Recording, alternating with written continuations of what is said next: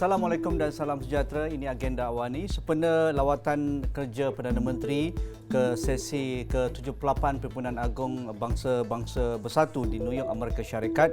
Beberapa perkara penting untuk kita lihat. Apakah intipati ucapan beliau yang akan disampaikan pada sesi ucapan Perdana Menteri diunggah hari Jumaat nanti. Begitu juga atau cara sampingan pertemuan dua hala dengan pimpinan kerajaan yang lain dan rakan-rakan yang hadir di unggah kali ini. Begitu juga pertemuan Perdana Menteri dengan pelabur-pelabur yang ada di New York untuk mendapatkan pandangan berkaitan dengan keadaan situasi terkini di Malaysia dan apakah potensi pelaburan yang akan diberikan pencerahan oleh Perdana Menteri dan delegasi kerajaan yang berada di New York pada ketika ini. Jadi untuk melihat perkara ini, Saudara Yusmadi Yusof, Ahli Majlis Perundingan mengenai dasar luar negeri Malaysia berada di talian. Mungkin Saudara Yusmadi, jadi ini merupakan sesi pertama yang akan dihadiri oleh Perdana Menteri ke-10 Datuk Seri Anwar Ibrahim sejak menjadi Perdana Menteri akhir tahun lalu, dan pastinya suara beliau akan ditunggu-tunggu untuk melontarkan pandangan Malaysia berkaitan multilateralisme dan cabaran pasca pandemik 19 pasca pandemik COVID-19 dan juga isu-isu global yang lain. Pandangan Yusmadi. Terima kasih Haji. Saya setuju dengan Haji. Ini merupakan lawatan Datuk Seri Anwar Ibrahim selepas sekian lama. Jadi apa yang saya andaikan akan berlaku ialah pertama sekali warga dunia sudah tunggu-tunggu kerana Datuk Seri Anwar Ibrahim seperti yang kita maklum mempunyai satu nama baik di peringkat antarabangsa, terutama sekali isu-isu yang melibatkan isu-isu kemanusiaan dan isu-isu geopolitik dunia. Jadi saya mengandaikan pertama sekali suara daripada Malaysia akan juga akan mewakili suara daripada kelompok ASEAN, dan juga suara Datuk Seri Anwar Ibrahim juga akan mewakili, dianggap akan mewakili suara daripada kelompok negara-negara Islam dan juga negara membangun. Jadi ini adalah satu advantage kepada Datuk Seri Anwar Ibrahim yang pada kali ini saya percaya akan secara umur mungkin antara pemimpin yang senior di kalangan pemimpin dunia yang pada hari ini. So jadi kebanyakan perkara ini akan memberi keuntungan pada Malaysia, dan saya percaya Datuk Seri Anwar Ibrahim akan menyampaikan isi kandungan gagasan madani beliau dalam konteks global yang kita belum dengar lagi di peringkat Bangsa-Bangsa Bersatu. Jadi apa intipati gagasan madani yang ada kaitan ataupun boleh dikaitkan dengan isu global, isu multilateralisme, isu berkaitan dengan cabaran perang Ukraine dan Rusia dan juga isu BRICS misalnya? Sebagai contoh, kita ambil isu sustainability yang merupakan isu yang telah digagaskan melalui ESG dan sebagainya yang telah berlangsung sekian tahun. Datuk Seri Anwar Ibrahim melalui gagasan madani, beliau memberi satu sisi pandang sustainability dalam konteks yang lain, iaitu konteks yang lebih menjurus kepada aspek man and nature, itu keseimbangan bukan saja alam, keseimbangan dari segi kemanusiaan itu. Itu andaian saya akan menyumbang kepada diskusi sustainability itu.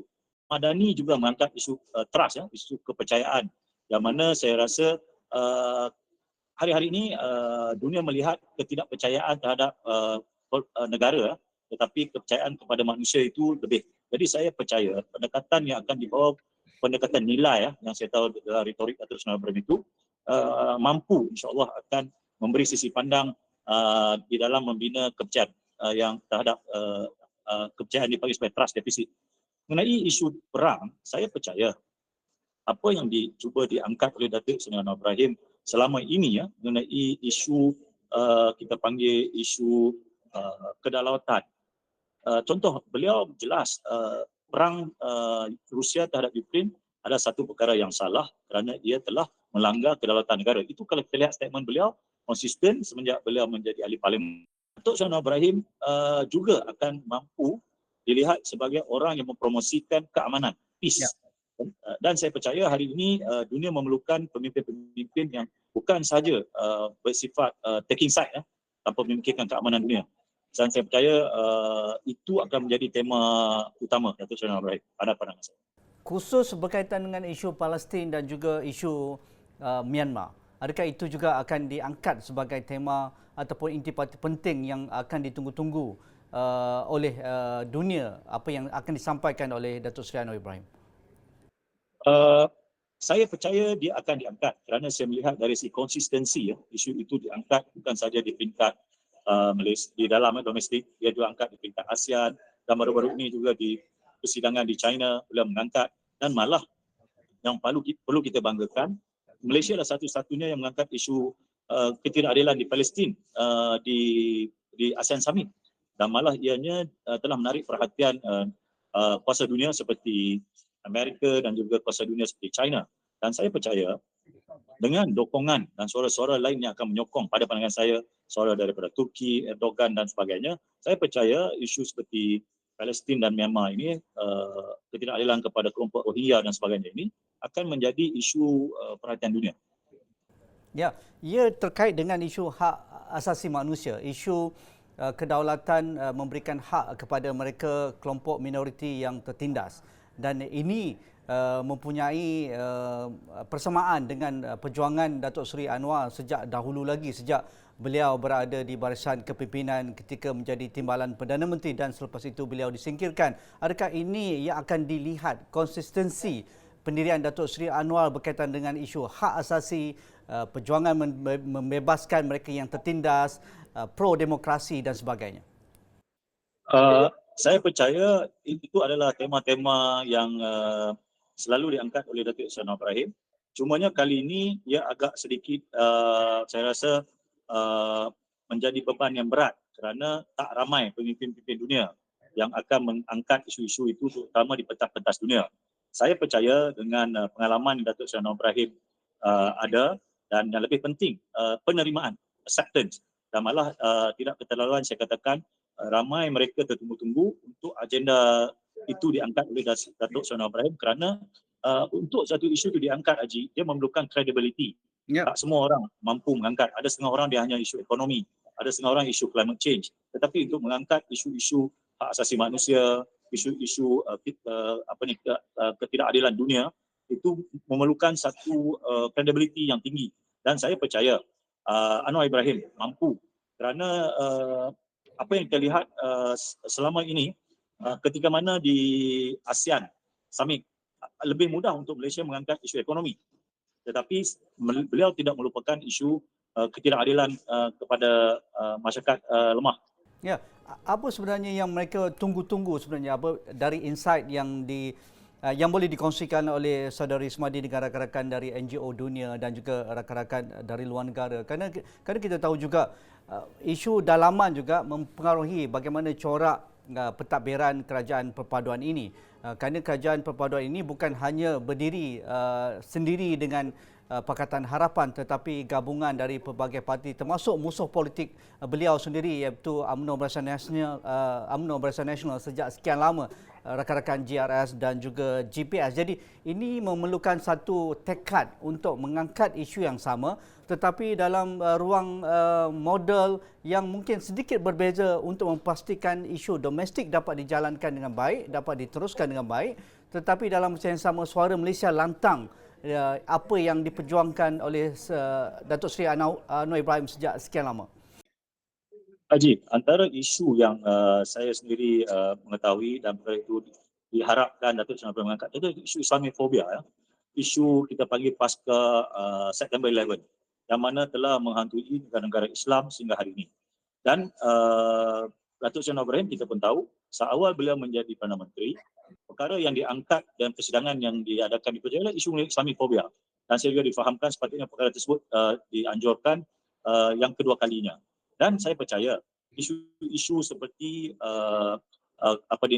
pembakaran Al-Quran oleh warga Sweden dan sebagainya itu setakat hari ini belum diucap oleh pemimpin dunia di pentas yang besar.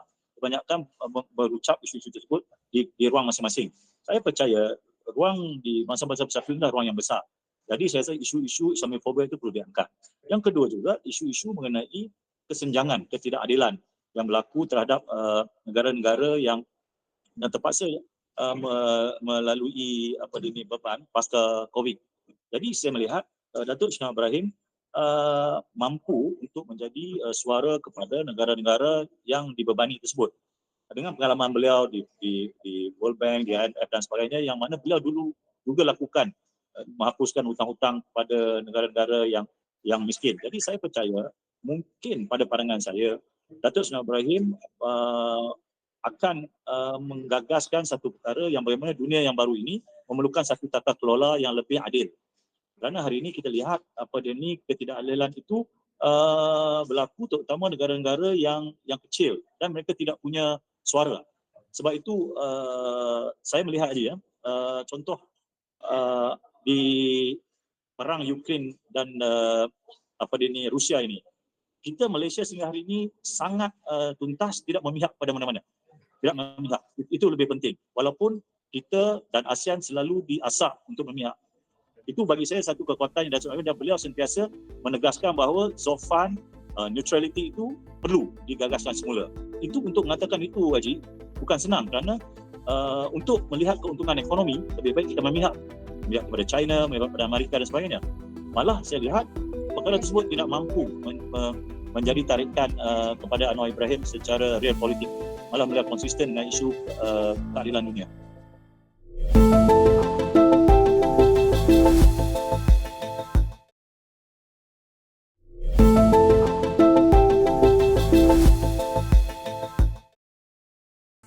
Ya, real politik tadi Yusmadi angkat kaitan dengan isu kemampanan, isu perubahan iklim dan juga kesan kepada dunia.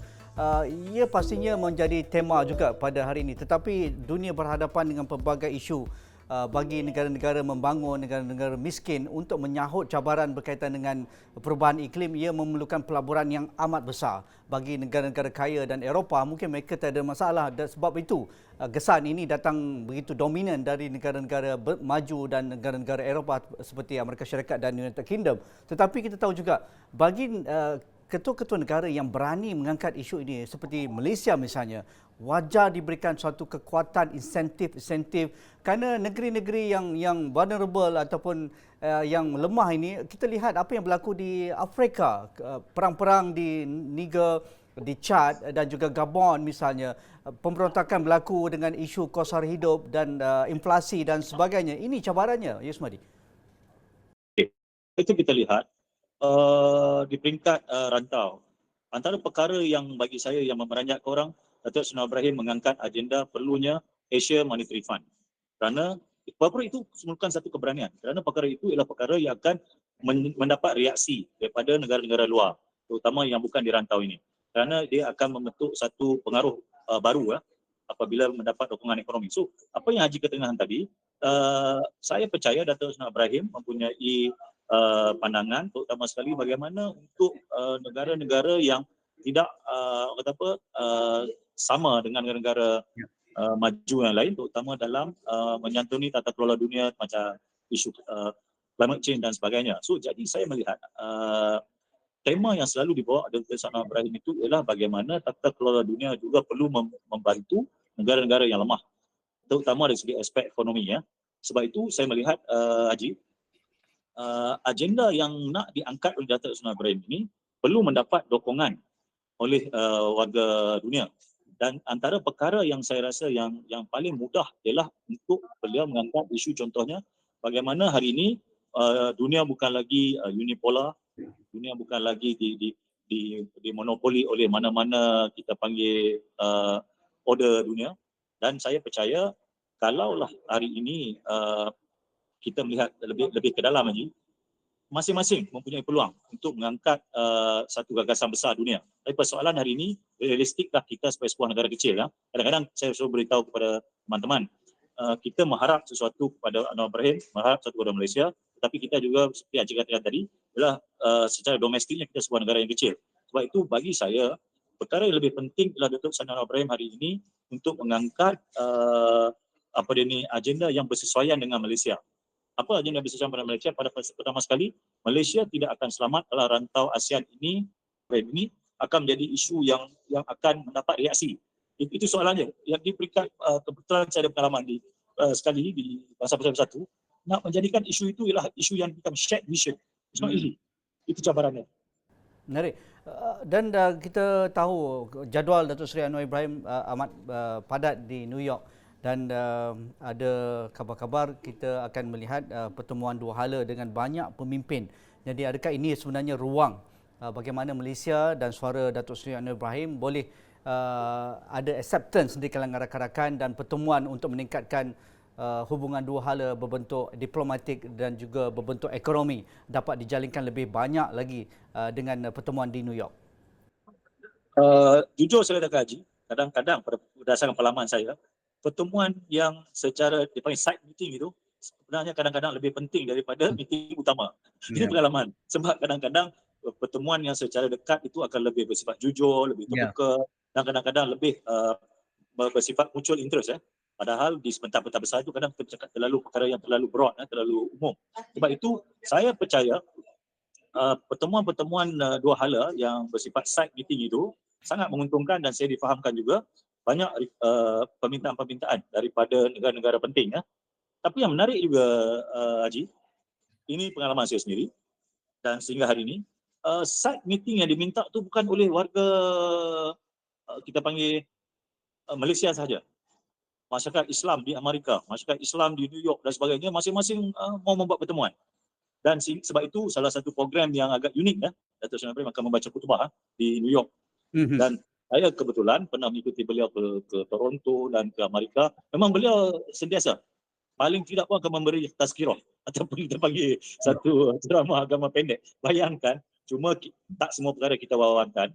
Yang paling menarik juga, Haji, selain pada itu ialah badan-badan pemikir seperti Council of Foreign Relations yang berpengaruh itu tidak putus-putus. Malah terakhir juga Datuk Seri Anwar Ibrahim di situ, dan ingin saya katakan di sini, saya berada di sini, beliau akan sangat berani. Contoh ketika isu kemelut YMDB, beliau mengatakan secara langsung fund manager yang mana menyebabkan negara Malaysia terjebak di dalam dilema kewangan tersebut perlu bertanggungjawab. Selalunya, Haji, pemimpin daripada negara kecil tak kurang keberanian untuk berkata secara terbuka, tetapi saya melihat Datuk Seri Anwar Ibrahim sentiasa konsisten, dan saya percaya sesuatu akan diucapkan dengan keberanian yang insya-Allah akan menampakkan lagi, menyerlahkan lagi kewibawaan kepimpinan Malaysia di peringkat antarabangsa, insya-Allah. Apa jangkaan Yusmadi apabila Datuk Seri Anwar Ibrahim akan berforum bersama ahli-ahli Council of Foreign Relations untuk kali ini? Andaian saya mungkin isu mengenai Ukraine dan Rusia contohnya. Bukan masanya kita untuk memihak, tapi yang penting ialah isu untuk menghormati tata kelola dunia. Contohnya kita tahu perang Rusia-Ukraine itu kadang-kadang bersifat proxy war. Jadi saya kata perkara tersebut mungkin akan diangkat mengenai macam mana kedaulatan sebuah negara itu. Contohnya juga isu mengenai Laut Cina Selatan. Kita tahu baru-baru ini yang mana pihak China telah mengeluarkan peta baru yang kita telah membuat bantahan. Jadi perkara-perkara ini bagi saya Bangsa Bersatu adalah tempat terbaik kerana di situlah UNCLOS, Undang-Undang Laut Dunia Antarabangsa yang disponsor oleh Bangsa-Bangsa Bersatu. Jadi tibalah masanya satu suara agar pihak berkuasa dunia seperti China dan tu menghormati tata kelola. Ada satu poin yang saya terlupa nak cakap, Kak Haji, yang saya percaya mungkin akan menjadi satu isu besar ialah mengenai isu etik, isu etika. Kerana Datuk Seri Ibrahim juga pernah bercakap mengenai isu AI, yang mana hari ini artificial intelligence, digital world hari ini telah mempengaruhi hampir ke semua aspek kemanusiaan. Tetapi isu etikanya itu tidak diangkat dengan sekuatnya. Dan saya percaya perkara itu penting untuk Anwar Ibrahim angkat, kerana beliau juga akan memimpin ASEAN ketika mana tahun 2025. Dan bayangkan apa yang dipanggil sebagai state norms, iaitu norma-norma sebuah negara. Kerana hari ini kita hanya bercakap mengenai perang-perang yang fizikal, tetapi sebenarnya pada pandangan saya, kita juga perlu melihat potensi cyber war yang banyak berlaku di peringkat dunia. Dan malah di rantau ini cyber war dah mula berlaku. Dan saya percaya satu muafakat, satu konsensus di peringkat Bangsa-Bangsa Bersatu mengenai cyber security, mengenai AI itu perlu diangkat. Dan saya percaya itulah satu topik yang akan menguntungkan Malaysia sebenarnya diangkat oleh Datuk Seri Anwar Ibrahim. Dan dipahamkan juga ada sesi-sesi temu bual dengan media antarabangsa sedang diaturkan oleh delegasi Malaysia, tetapi pastinya isu Islamofobia dan isu kebangkitan ekstremis ataupun kelompok konservatif ini sentiasa menjadi bualan dan juga sentiasa disinggung oleh Datuk Seri Anwar Ibrahim, apatah lagi dengan isu politik domestik di Malaysia seperti DNAA Datuk Seri Zahid Amidi dan juga kebangkitan parti berasaskan kaum dan juga agama dalam siri-siri pilihan raya negeri dan pilihan raya kecil. Jadi adakah itu juga akan menjadi tumpuan bagaimana Datuk Seri Anwar Ibrahim respon dengan mungkin soalan-soalan provokatif dari media antarabangsa? Saya percaya Haji, soalan itu akan ditanya sebab pengalaman mengikuti beliau memang kalau oleh media-media dunia, saya tak perlu sebutlah, Haji pun maklum, perkara itu akan ditanya. Tetapi ramai juga mahukan Anwar Ibrahim berjaya memimpin Malaysia. Dan saya tak fikir ramai yang mahu dia gagal.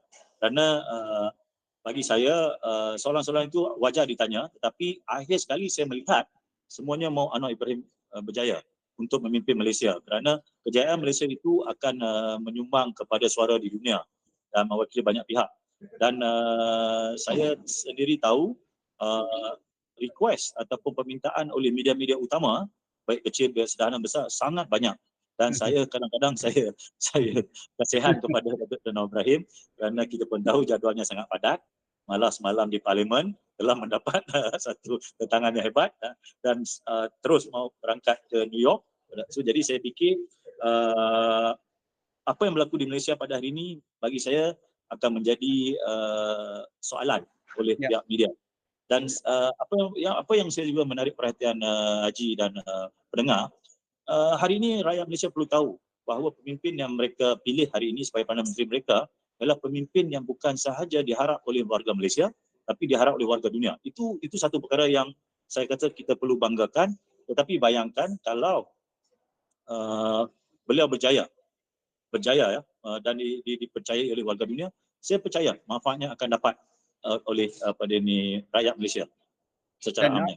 akhir sekali, ini peluang pertama Datuk Seri Anwar Ibrahim di pentas UNGA ataupun Perhimpunan Agong Bangsa-Bangsa Bersatu, dan pastinya pengalaman kita yang lalu setiap kali pimpinan besar membuat kenyataan besar di satu forum utama dunia ini akan menjadi pilihan dunia, bukan hanya media-media yang berkumpul di New York, tetapi juga dengan adanya sosial media hari ini, suara-suara itu akan bertebaran lebih pantas dan lebih cepat berbanding cara lama. Jadi apa orang kata pun anggapan dan juga persepsi Yusmadi tentang hal ini? Seperti yang katakan tadi, hari ini suara Malaysia bukan suara Malaysia dahulu. Suara Malaysia hari inilah suara rantau. Suara Malaysia hari inilah suara dunia. Saya percaya apa yang Datuk Seri Anwar Ibrahim akan alami, apa sahaja yang beliau ucapkan di New York itu akan terus menjadi diskusi di rantau, akan terus menjadi diskusi di Malaysia. Jadi saya mengandaikan bahawa akan ada para ataupun paragraf dalam ucapan yang memenuhi tuntutan tersebut. Kerana saya beri contoh pada hari ini, isu Palestin. Kita tidak lihat selain berada Datuk Seri Anwar Ibrahim dan mungkin Erdogan yang sangat lantang. Dan inilah kali pertama Anwar Ibrahim akan bercakap sebagai Perdana Menteri. Itu satu. Yang kedua, contohnya isu kesenjangan ataupun isu-isu reform yang saya lihat hari ini sunyi. Dan pengalaman saya sendiri ketika mana bersama beliau di luar negara, ramai mengatakan, dia kata apabila dunia hari ini mengalami satu kelesuan, pembebasan Datuk Seri Anwar Ibrahim dan juga pelantikan Datuk Seri Anwar Ibrahim sebagai Perdana Menteri itu telah memberi satu harapan baru. Jadi saya berandaian sebenarnya perkara ini lancar, Anwar Ibrahim boleh dilihat sebagai satu harapan baru dunia, terutama sekali dalam isu-isu yang kritikal tadi itu. Dan hari ini kita lihat perkara baru, contohnya China telah mula mendiskusikan isu Palestin. China telah memulakan satu interaksi baru. Dan saya lihat baru ini China telah membuatkan satu keputusan yang agak saya membantu negara, contoh menaikkan penambahan membeli kelapa sawit, minyak sawit.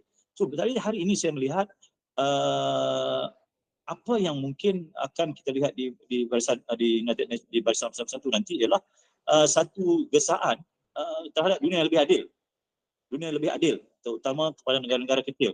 Dan saya percaya tema tersebut perlu disokong oleh rakyat Malaysia, terutama pemimpin-pemimpin politik, kerana bagi saya ini peluang Malaysia untuk kembali di radar politik antarabangsa dan akhir sekali menimbulkan keyakinan dan akan menentukan segi ekonomi, politik dan sebagainya. Ini pandangan saya.